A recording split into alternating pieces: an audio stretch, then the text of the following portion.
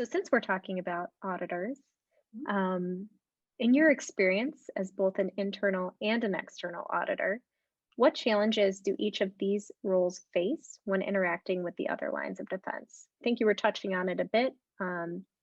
Is there anything else that you wanted to add?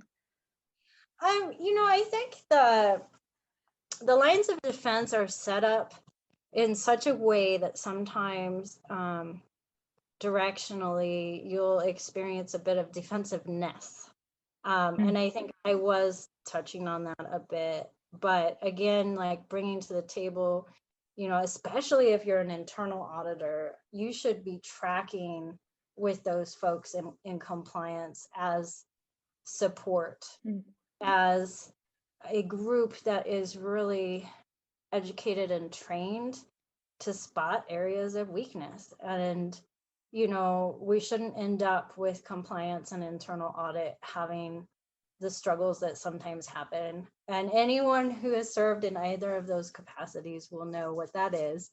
Yeah. But going in with an attitude of support from one another and willingness to address changes that internal audit brings.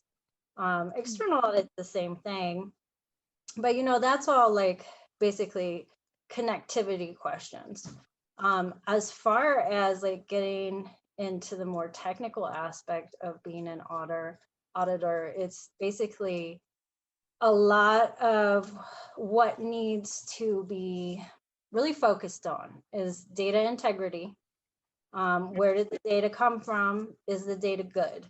Because we do a ton of testing on what can happen as we have test samples that A, aren't available, B, take too long, or C, you get the data and it's not right. So I think that any compliance department that's really looking to get through an audit with a little more ease, I think focusing on data could be really helpful. And Sure. not just when an audit is announced, but like really going through the year. Is the data stored properly? Who owns it? And if Mm. we have an audit, how do we get it to the auditors? And I think, yeah, from a technical perspective, that's a big one. Yeah. Oh, yeah. And when you say to the auditors, do you mean the external auditors, like internal to the external, right?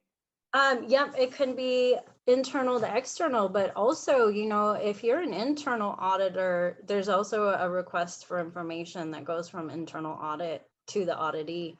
So I think you Mm. end up, depending on the structure of the bank, you end up experiencing much the same um, Hmm.